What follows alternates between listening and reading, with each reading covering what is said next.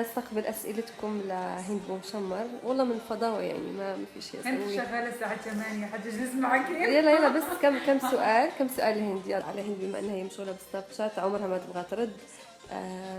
مش متزوجه، تشجع الهلال، شريره. شو كمان الحين راح اقول لكم شو السر وراء محبه هند للهلال. الصراحه انا كنت احب الهلال قبل ما اجي على صدى الملاعب.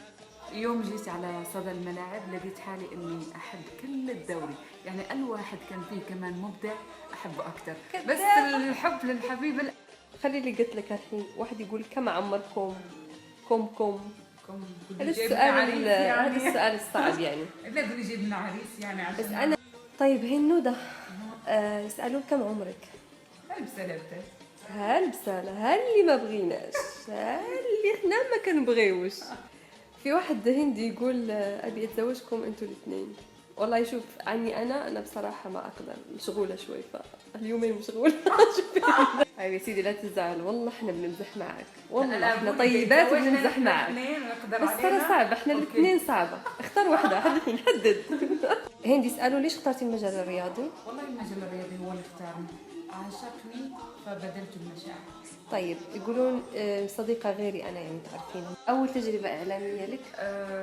ميدانية كانت صباح الخير يا عرب، على الشاشة MBC بالأسبوع فقرة صحافة.